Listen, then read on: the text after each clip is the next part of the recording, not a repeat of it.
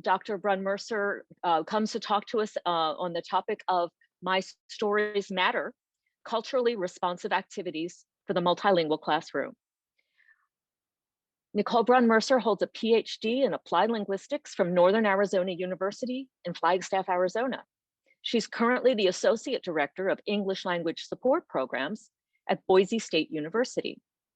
Dr. Brun-Mercer has taught English and trained teachers in the United States, Switzerland, France, Russia, and Guinea.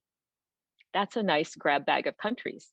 She has published and presented professionally on materials development, diversity, equity, inclusion, and belongingness, corpus linguistics, lexicogrammar, reading, and composition. She's active in the California TESOL, an international TESOL affiliate, which is a sister to PennTESOL East. This year, she's serving as the coordinator of the ContentBased Materials Writers Intersection and assistant coordinator of the ContentBased Corpus Informed Research and Teaching Interest Group. So now I'd like to present to you Nicole Brun-Mercer. Hello, everyone, and thank you for joining us. This is a fantastic conference that has been organized, and I'm very excited to be here and to be sharing with you why stories matter, why all of our stories matter, and why all of our students' stories matter. So some of the questions that we'll be looking at today, by the way, I am sharing my slides, so if you cannot see my slides, please let me know. Some of the questions that we'll be talking about today, first of all, why do we share stories? And notice that I'm using the verb share because we're not talking only about telling stories, but about hearing stories, reading stories, writing stories. Why? Why do we share stories? Then which stories do we choose to share? We're not sharing all the stories. So why do we choose the ones that we choose? And finally, how do we share stories in the classroom? So a large portion of this workshop, I'll be sharing some ideas of my own on how to integrate stories into the classroom, regardless of the type of classes that you're teaching. And also I'll be giving you an opportunity to share some of your own ideas. So I hope that we have a very active chat going where if you're getting ideas as we're going along, put those out in the chat, because that's what we're here for, is sharing all of our ideas, sharing your own stories as you go along.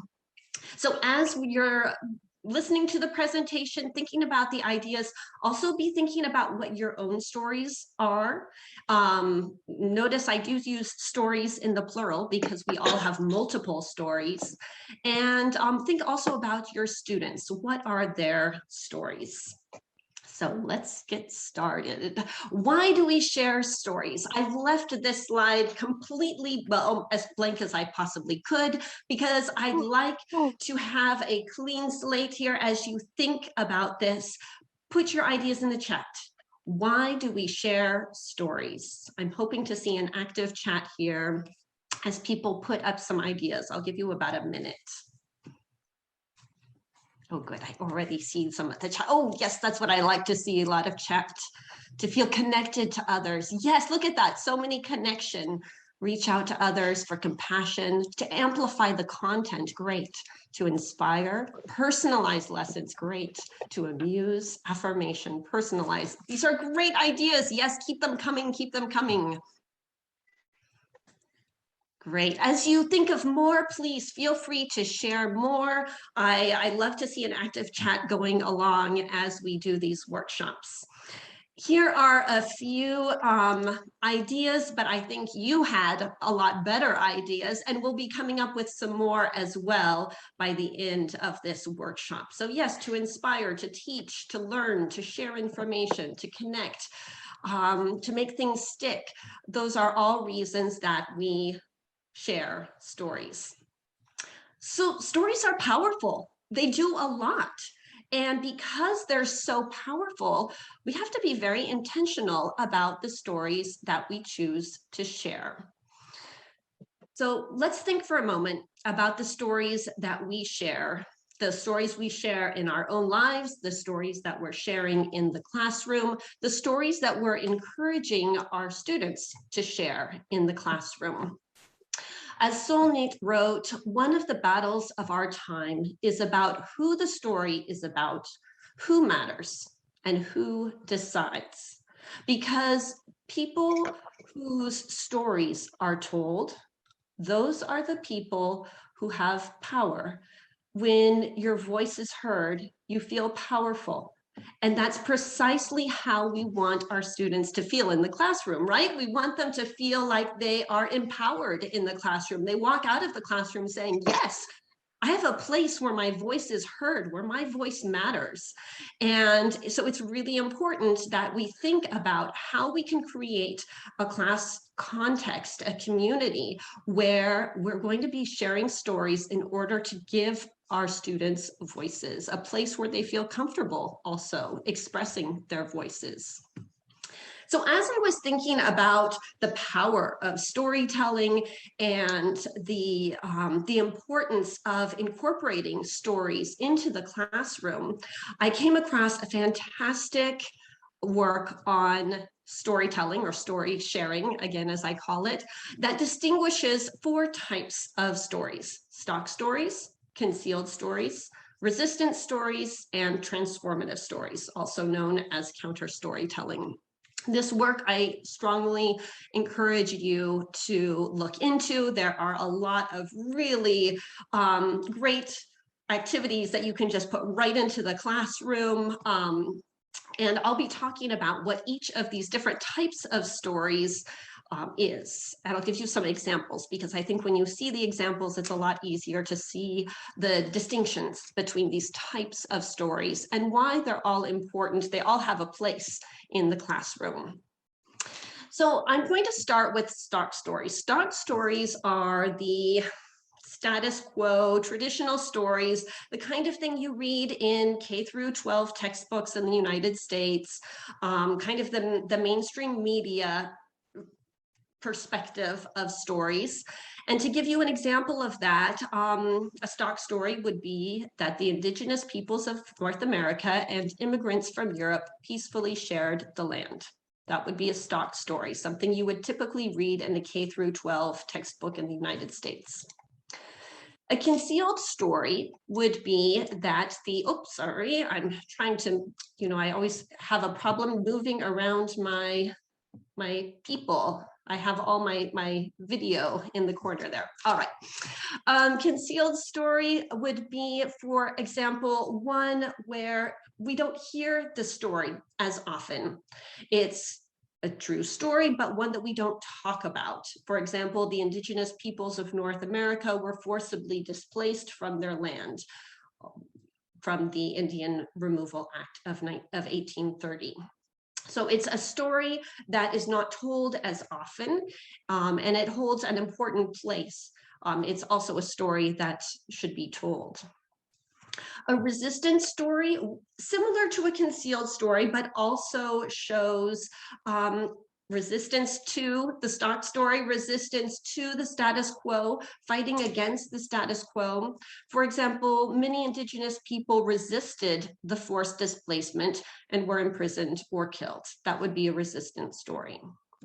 And then finally, a transformative story. A transformative story brings history to the here and now. It connects the history to today, to our communities, to our students' communities, to our own lives.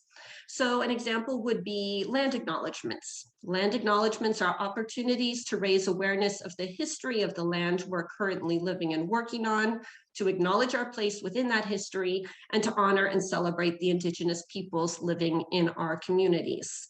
Now, I recognize that some land acknowledgements unfortunately become somewhat superficial. What I'm talking about are real land acknowledgements that can sometimes take 10 minutes, and that not only talk about the history, but also talk about the situation today and how we can continue today to honor and celebrate Indigenous peoples and know more about their history.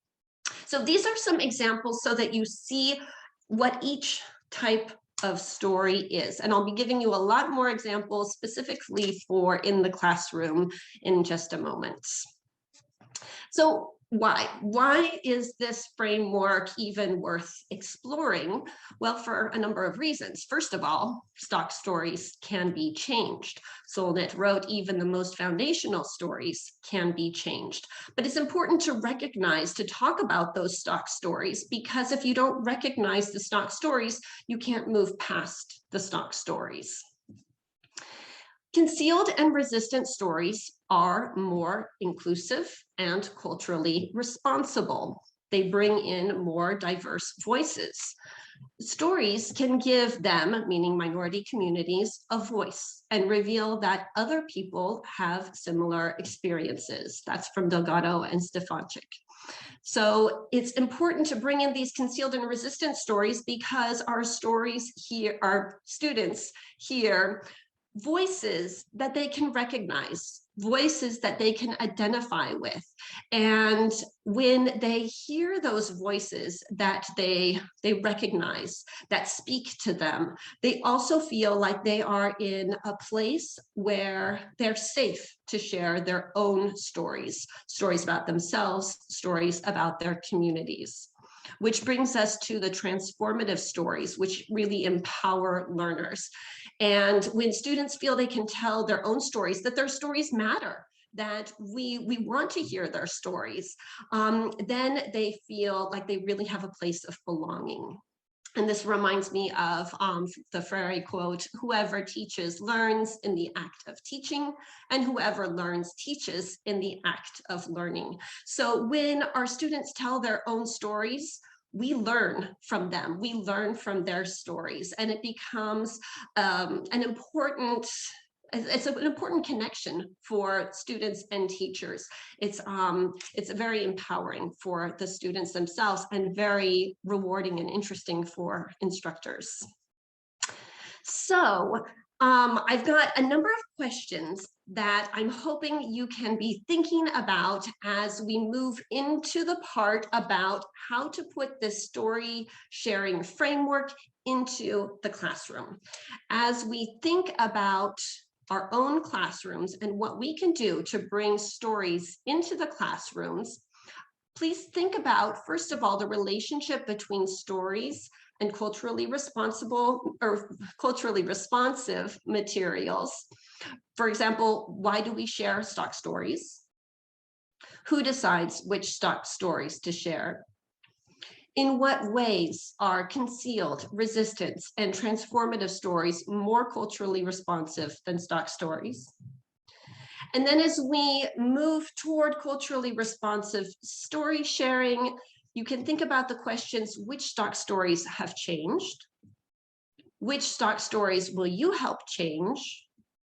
And how will you change those stock stories? So again, I'm going to be giving you a number of examples. I've tried to give you some examples that you've probably heard of, maybe others that you have not. I'm hoping that some of these you'll say, oh yeah, that's a great idea for my classroom, or I couldn't use that in my classroom, but that reminds me of something else. So be prepared, have a way to write down some ideas as they come to you. And also be thinking about how I've distinguished, oh, is that really a stock story? Or, I wonder why she said that's a resistant story. Feel free to think about how we distinguish when something is a stock story and when it might be a concealed story. And again, ask your questions in the chat, put in your ideas in the chat as we go. So again, before we get right into all of the examples, also be thinking about what is a story. Remember that stories can also be pictures. These two pictures tell stories. What stories do you think they're telling? Maybe take a minute, you can share in the chat. What stories are these pictures telling?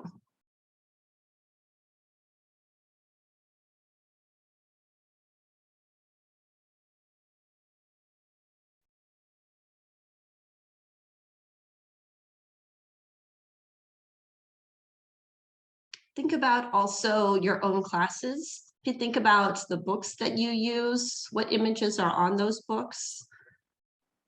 What stories are the images in the books you use telling? Okay, so think about how pictures also tell stories. We're going to be looking particularly at biographies, people's stories, but also remember that we can think of stories in the larger term.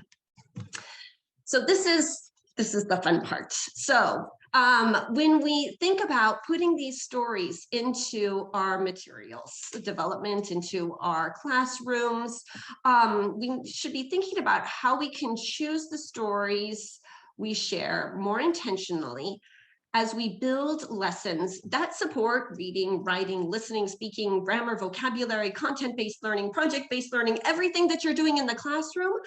How can you integrate stories into all of that? If storytelling is a piece of the puzzle, how does it fit into the puzzle of what you're already doing in the classroom? So to give you some examples, let's say you are going to be doing some reading. It might be a reading focused class, or it could be a class where you're doing some reading. Well, how do you integrate stories into reading? That's pretty easy. You could have students do a stock story, reading a story about Susan B. Anthony.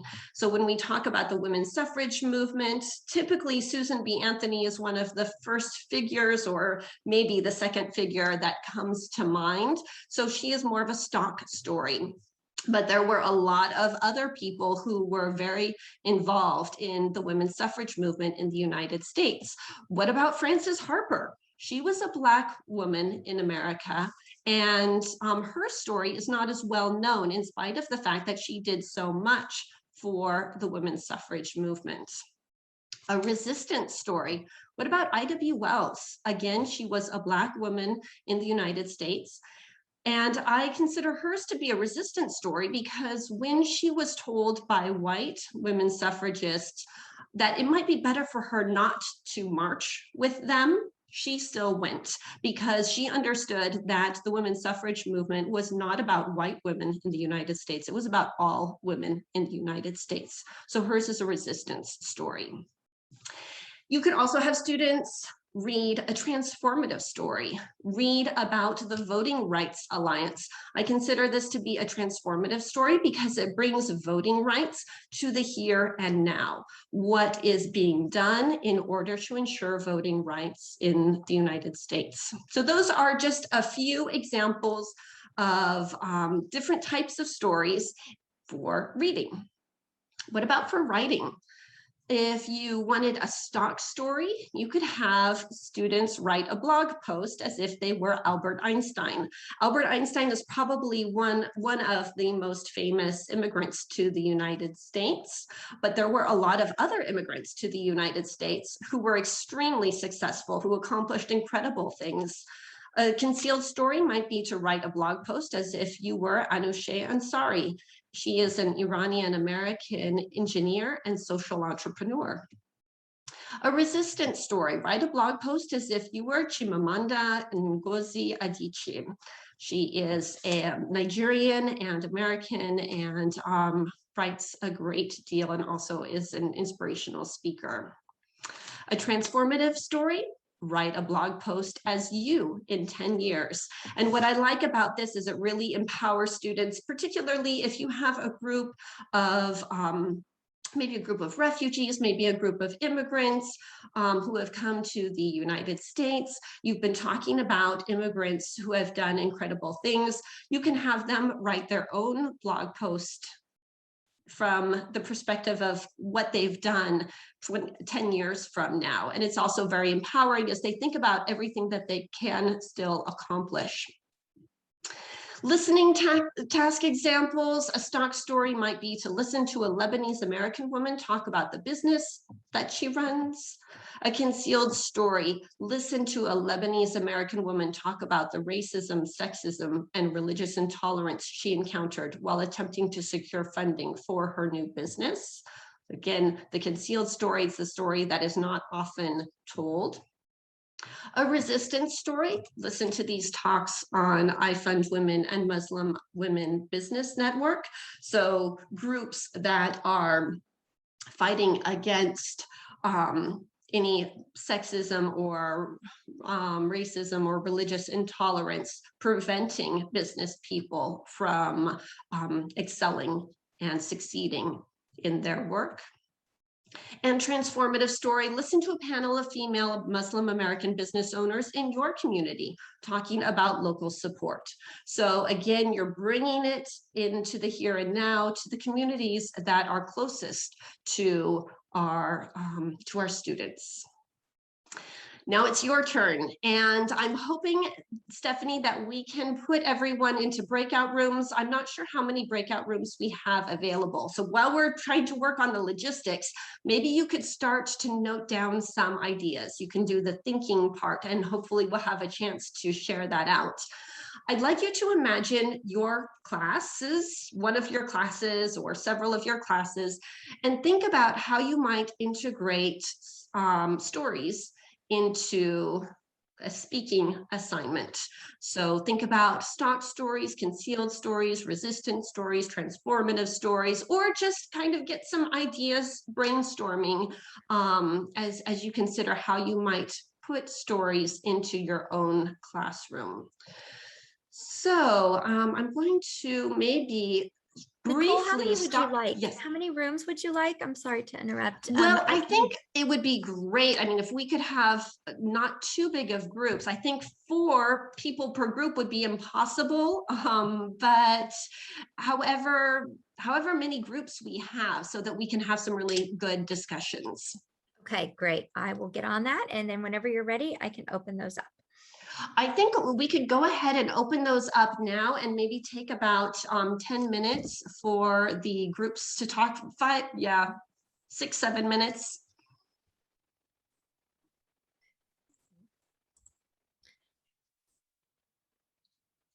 And how would you like them to go into the room? So I've given 28 rooms for 4 Great. people each. We have 100, well, we had 110 people, give or take.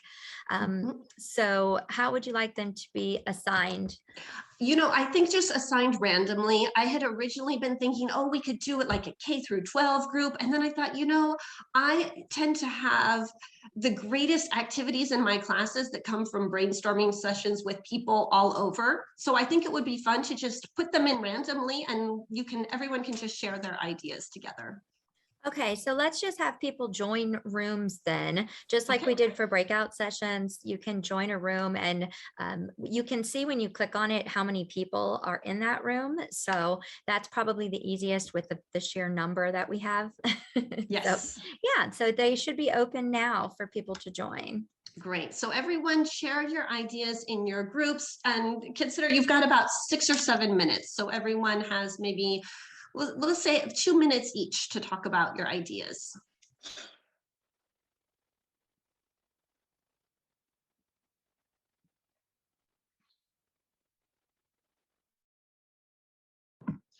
You might have to click more. If you're not seeing the join a room option, you might have to click more down at the bottom and then join breakout room, and then it should pop up. I've stopped sharing in case that makes it easier on people's screens.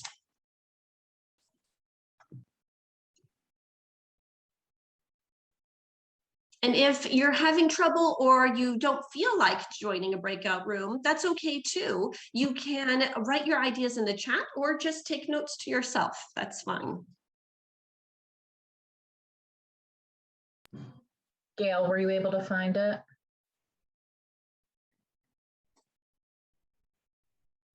Yes, thank you. Sure.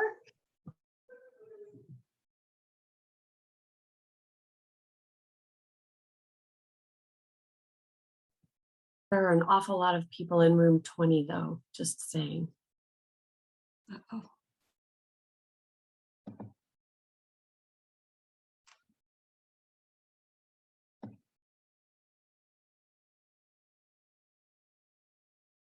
Looks like room 7 and room 8 could use some more.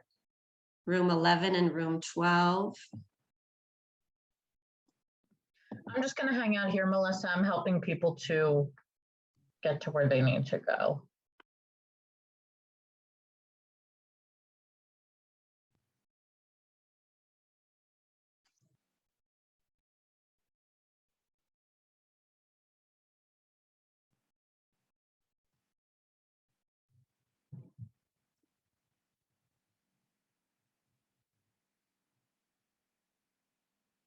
Melissa, I see that I've been invited to join room 17. I was going to stay here unless you think that I should join for a reason, if they need someone. Oh, you're on mute.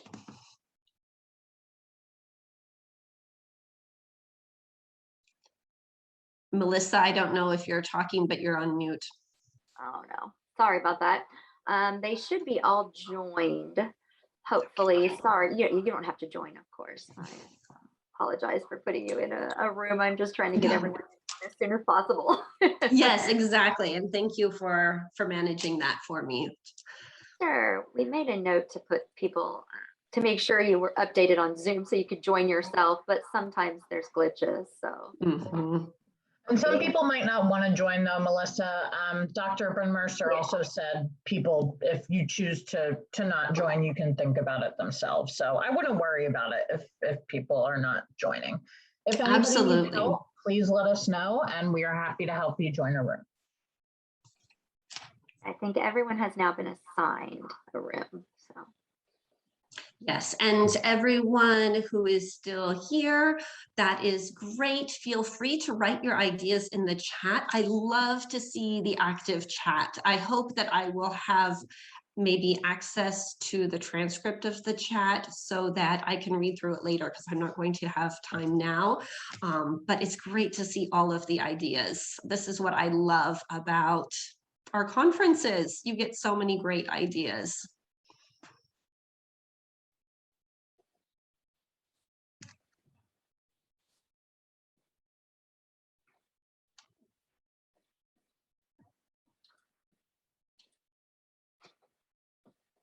Would you like me to give them a time limit? Yeah, I think maybe another 4 minutes would be good. Okay, I'll broadcast. I want to make sure they have time to really share their ideas and not just stay on the superficial.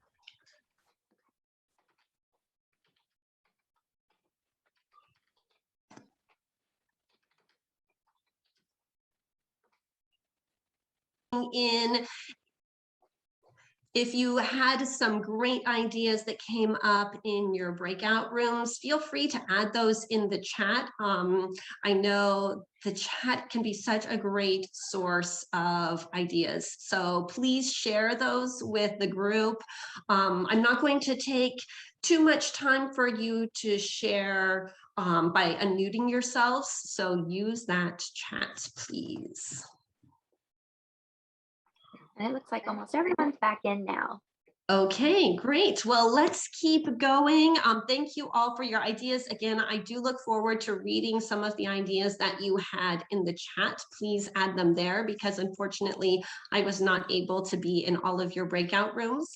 So again, please share those with us. And now let's turn to grammar because yes, you can incorporate stories into grammar as well. Imagine that your students have a really good foundation for past tense verbs, but you'd like to do a little fluency exercise. You could have students, a stock story would be to read this passage about Nazi concentration camps. Imagine you give them a passage where some of the verbs are missing, and then the students have to rewrite or retell orally what they remember from the passage, including the verbs that they think are needed. So I really like this activity because it's a way for them to not be focusing on the past tense, just working on their fluency, but still, you know, be kind of remembering the past tense. And again, a stock story would be about Nazi concentration camps, at least in US history textbooks. This is something that is a stock story. It's typically told when there's a discussion of World War II. A concealed story might be to read a passage about Japanese internment camps in the United States. That's a story that is not told as readily, again, in US history textbooks. And again, same kind of exercise. You could have a passage where some of the verbs are missing, and then students rewrite the story or retell the story just to work on their fluency. A resistance story could be about someone who resisted the Japanese internment camps. And I give you a few examples of people who did. A transformative story, remember that those bring things to the here and now. So it could be a passage about the experience of one refugee at an ICE detention facility. So again, you know, sometimes we think, oh yeah, well, reading and listening, it's kind of easy to integrate stories. Well, even if you're working on grammar, you can still be integrating stories. What about vocabulary? Look at this picture of Michael Jordan. What adjectives would you use to describe him? Write a short biography about him, or tell a short biography about him. Why do I consider this a stock story? Again, in the United States, typically when the media are going to present a successful Black American male, it's quite frequently an athlete. And yet there are so many successful Black American males who are not athletes. So let's get some of those concealed stories out there. Like, look at this picture of Thurgood Marshall. What adjectives would you use to describe him, etc.? So same type of activity, but with Thurgood Marshall instead, more of a concealed story. A resistance story. Look at this picture of Bayard Rustin. What adjectives would you use to describe him? So Bayard Rustin, I did not know that much about. You know, I have heard so much, of course, about Martin Luther King Jr. and the civil rights movement, and with good reason, but there is such a focus on Martin Luther King Jr. that often the thousands of other people who were instrumental to the civil rights movement in the United States are not mentioned. And these are, I think it's a disservice to them personally. It's also a disservice to the movement, and it's a disservice to ourselves. So Bayard Rustin, just to give you a little background, in case you don't know him, he was a gay man who worked very closely with Martin Luther King Jr. for the civil rights movement. And his story is not told, just as countless others who were very active in the civil rights movement, their stories were not told either. And I think while those, like when we talk about Martin Luther King Jr. and Rosa Parks, of course those stories need to continue to be told. But the problem is that often as we read or we hear these stories, we think, oh, well, I could never do that. That's Martin Luther King Jr. He's a hero. I mean, who can be Martin Luther King Jr.? And what's forgotten is that thousands of people dedicate their lives or spend some time fighting to enact change. And when we hear that it's not just one or two people, it's thousands of people, and it's when those thousands of people come together that they're able to enact change, that's when we can become truly inspired and we can feel empowered and we can say to ourselves, yes, this is possible. I don't have to be Martin Luther King Jr. I can do this too. I can enact change. And that's when we can really empower our students also to say, you know, you don't have to be Martin Luther King Jr. You can still create change. How do you want to create change? So transformative story, draw a picture of yourself in 20 years. What adjectives would you use to describe yourself? Write a short biography.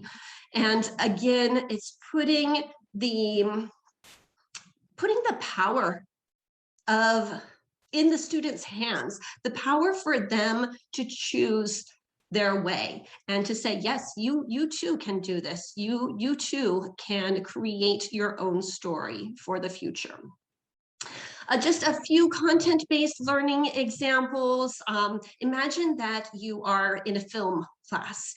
You could have students record a mock interview with Ang Lee. So I consider this to be a stock story because he's a very famous filmmaker. His films are very well known. You could have more of a concealed story, record a mock interview with Elegance Breton.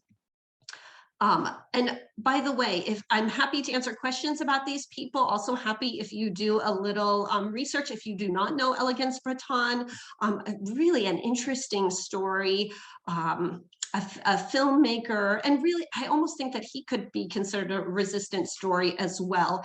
He was kicked out of his family home when he was a teenager because he's gay, and some of his films depict the lives of young LGBTQ plus individuals. And so I think, presenting some of his films and then having students do a mock interview where one person is the interviewee and the interviewer, and the other person plays the role of Elegance Breton.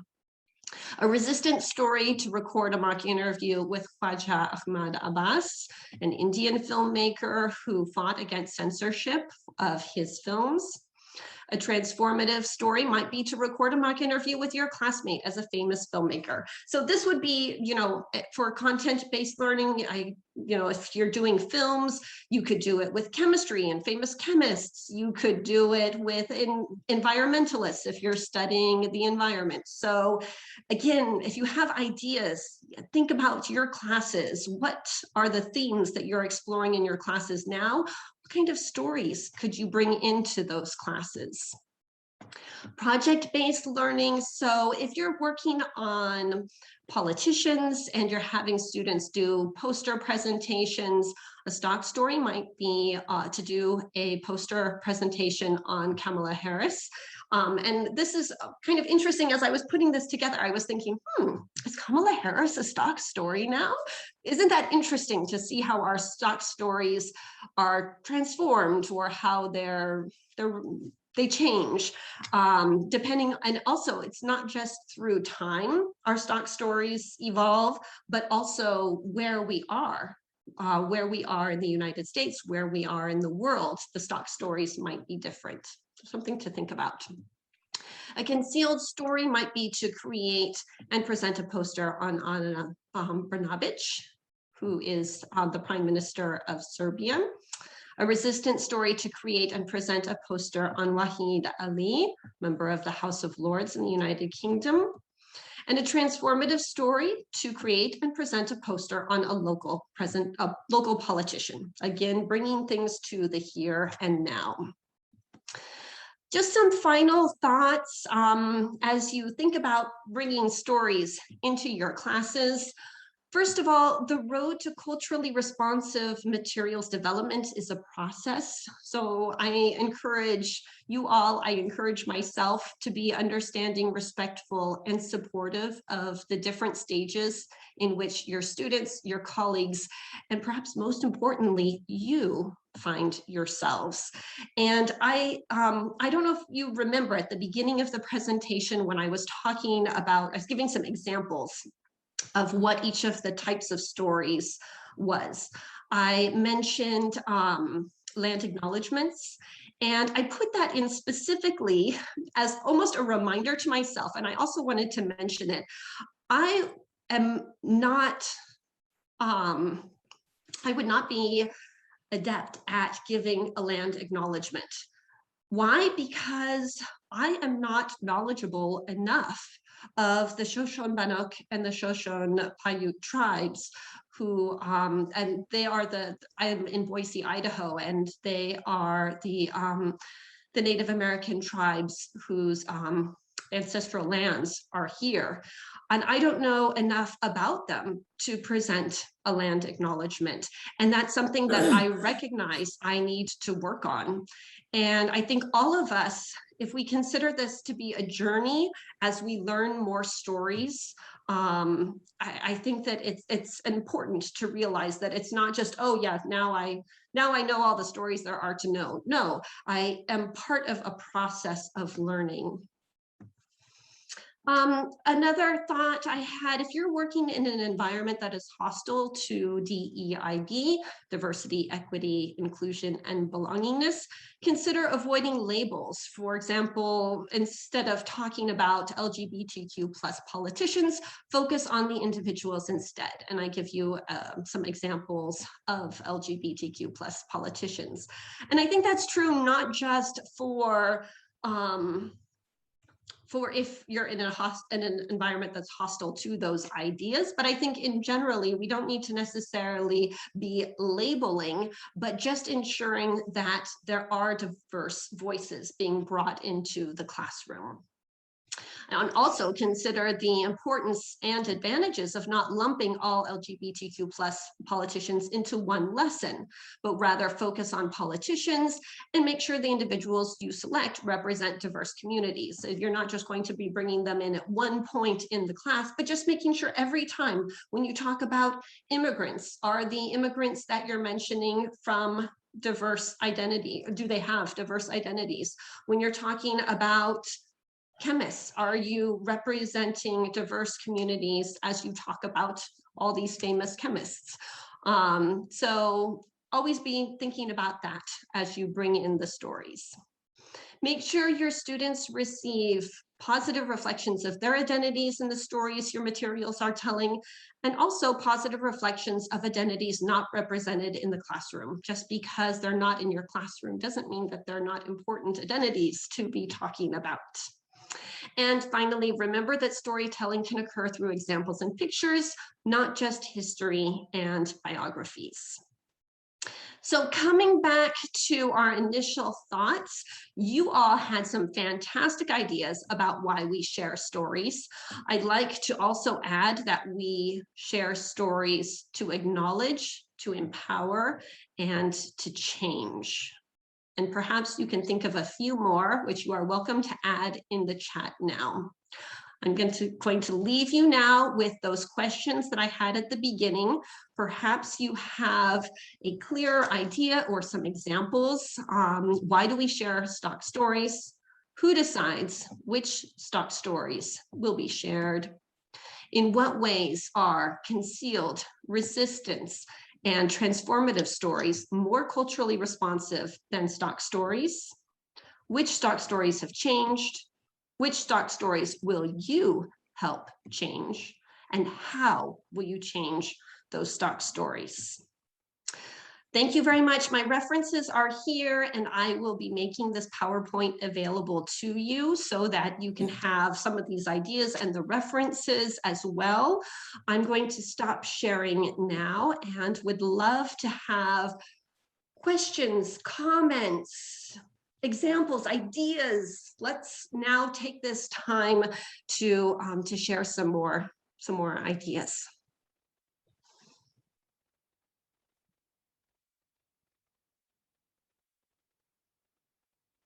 A couple of questions in the chat. Maybe we could start with those. Perhaps the discussion of just the difference between a concealed narrative and a resistance narrative. That is a great question. And like I said, there is no rigid definition, and it's not always easy to decide where you're going to put a story, but generally concealed is just a hidden story. So it is a story that is not as frequently told. Now, who is going to decide what is a hidden or concealed story? That might depend on your community. There are some communities that might be talking about some stories, other communities that aren't talking about those stories. So concealed just meaning hidden or not frequently told. Resistant stories typically are also concealed stories because typically they're not often told, but something like Martin Luther King Jr. Would be a stock story because his story is often told, but at the same time, it's a story of resistance, because resistance stories are those where people are fighting against the status quo. They're fighting to enact change. Does that clarify your question? If not, say it in the chat. And I also see, can the teaching method the teacher is using in the classroom determine the person that shares the story? Yes, not just the teaching method. I think that we, regardless of where we're teaching, what teaching context, we can have students sharing their stories. We could be bringing in our own stories of the local community. So there are different ways of doing it depending on what you're teaching and where you're teaching, but I think you can certainly make those choices about who can share their story. Also, I would like to point out that asking students, day one, okay, tell me your story. Not a lot of students are going to feel comfortable with that. And so you need, I would love to just say, oh yeah, my classroom is a safe space. Everyone can tell their stories. Let's go. But I think so many people, and I understand they need to feel like they're in a safe community. They can tell their stories. And so it is in many ways up to the instructor to ensure that the classroom community is a safe place. And one way to do that is by already sharing concealed stories, resistant stories, where students recognize their voices. They say, oh yeah, that sounds like my experience. If we're already talking about that kind of experience in this class, then maybe I'll feel comfortable sharing my own experiences as well. Can you give some examples of how we can use this framework for topics that are not biographical? Yes, I would love to. So yes, but stories are not just biographies.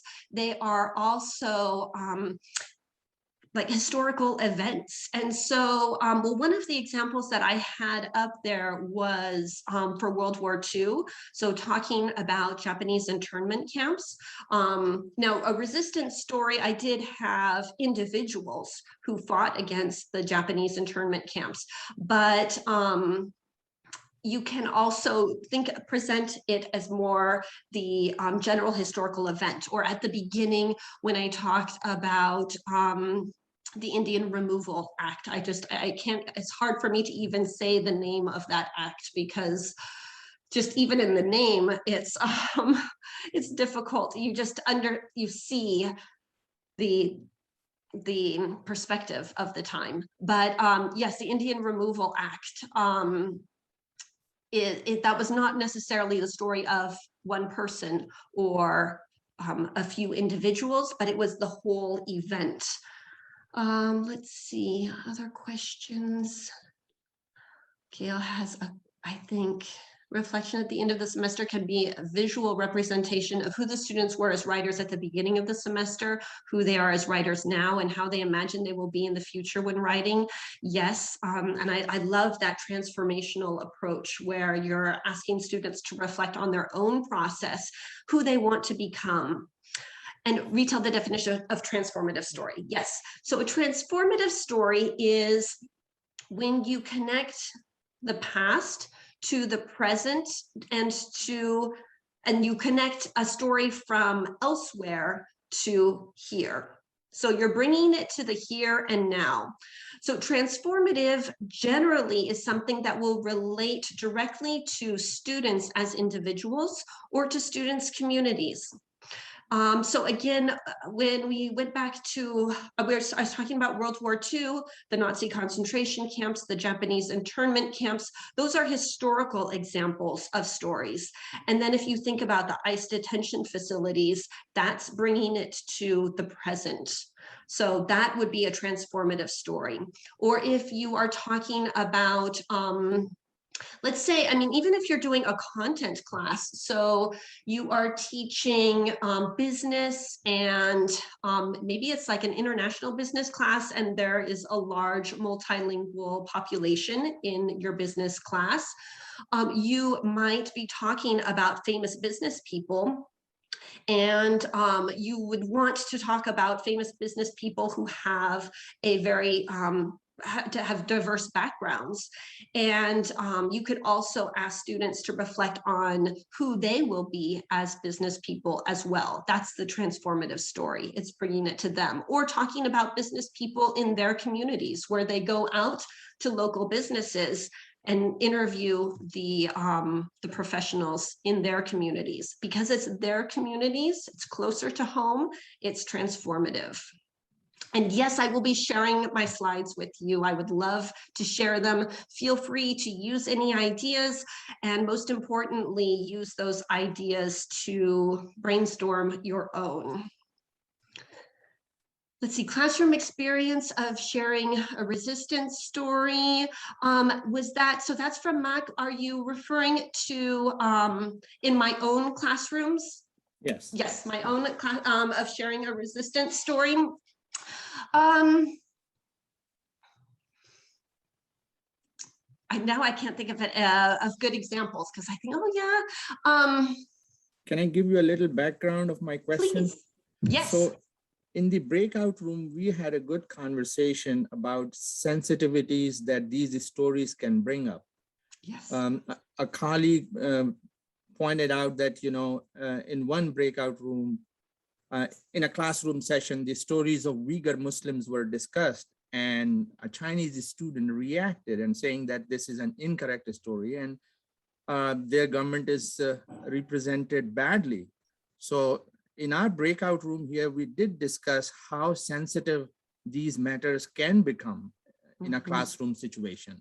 That's why my background was that if you have ever dealt with resistance stories with the students.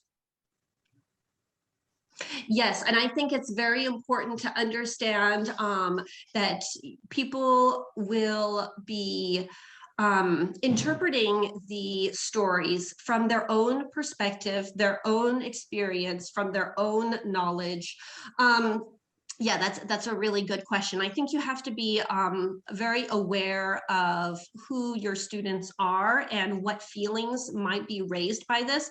I also would encourage everyone, if they're sharing a story that could spark trauma or that could bring up strong feelings, to definitely present a warning that the content is can be difficult for some. And you want to make sure that students are going to be in a place that's comfortable, because if people are not going to be comfortable in the classroom, that's going to infringe on their own learning.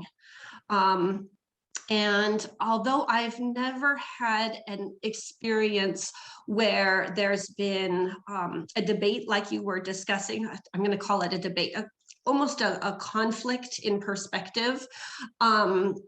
I have been to some DEI workshops, helping instructors through that. And I think I wouldn't be qualified myself to give a training session on what to do if that were to arise in the classroom. But some of the things that I've learned is to address, to not ignore, but to address the differing opinions. And when you don't feel comfortable, you don't know how as an instructor to respond, to say, I don't feel comfortable right now responding to this. What is happening is very important. I will come back to this in the next class. And then you can reach out to others. I think in particular, people who are specialists in intercultural communication, who are specialists in DEIB, they can really help you to navigate the discussion that needs to happen afterwards. One of the things I have difficulty often thinking on my feet when it comes to students raising things that are bringing up kind of conflicts. And so that's something that I remembered. If I can address it right away, I do. If I cannot, I say, this is important. It will be addressed. I will address it in the next class, but I need some time to think. And I think most people can respect that, because we all benefit from time to think. Have other questions come up?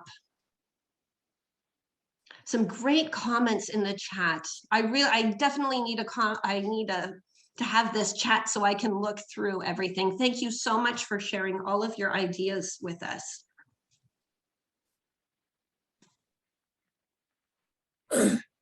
Maybe one final question about what is the reason for using the term story versus maybe say another term like narrative, and that came up in the chat briefly too.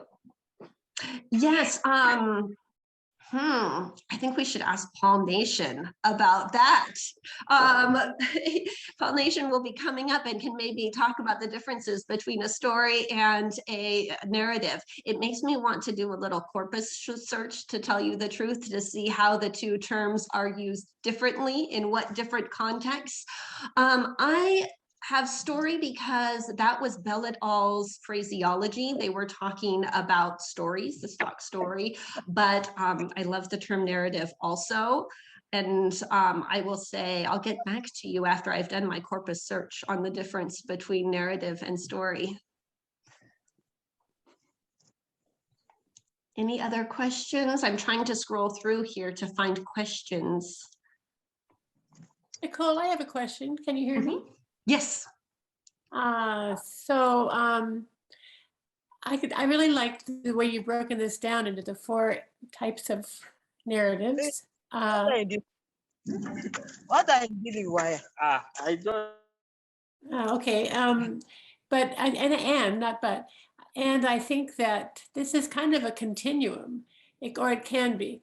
So I'm remembering back to years of reading placement essays for students. And when they first come, they're asked to tell, with some kind of a question, they're asked to tell a story. And over the years, I've heard so many stories, for example, about refugees leaving their homes and the harrowing events that involved, and these stories to them were stock stories because they told them again and again.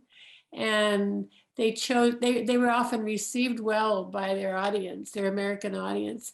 And I know that like I saw the same students 3 years later still telling the story a little bit better in their growing English.